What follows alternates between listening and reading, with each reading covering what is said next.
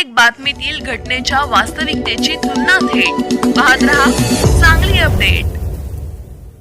पत्नीच्या डोक्यात खोरे घालून पतीने केला खून, विट्यातील घटना। किरकोळ कारणावरून कृत्य, पतीला अटक। भाड्याने राहायला कोणत्या घरात जायचे या कारणावरून झालेल्या वादातून पतीने पत्नीच्या डोक्यात खोरे मारून तिचा निर्घृणपणे खून केला।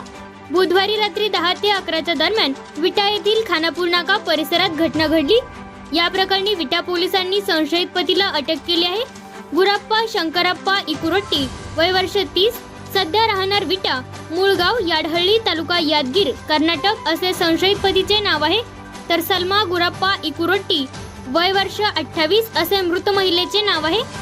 गुराप्पा नोकरीच्या निमित्ताने गेल्या काही महिन्यांपासून विटा येथे पत्नी आणि लहान मुलीसोबत वास्तव्यास आहे।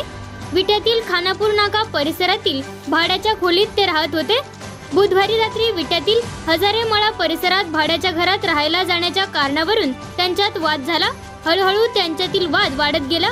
त्यानंतर चिडलेल्या गुराप्पा याने घरातील खोरे घेऊन पत्नी सलमाच्या डोक्यात वर्मी घाव घातले।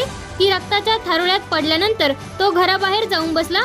दरम्यान त्यांच्यात वाद सुरू झाल्यानंतर शेजाऱ्यांनी याबाबत विटा पोलिसांना कळवले होते। विटा पोलीस घटनास्थळावर पोहोचल्यानंतर संशयित गुराप्पा घराबाहेर रडत बसल्याचे दिसून आले।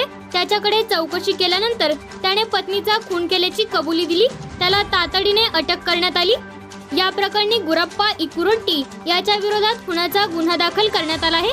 पोलिसांनी घटनास्थळाचा पंचनामा केला आहे। विट्याचे पोलीस निरीक्षक शरद मेमाने यांच्या मार्गदर्शनाने उपनिरीक्षक पूनम महाजन, महेश संकपाळ, व्ही.जी. येळेकर आदींनी पंचनामा कारवाईत भाग घेतला। महेश संकपाळ यांनी तक्रार दिली असून उपनिरीक्षक पूनम महाजन अधिक तपास करत आहेत।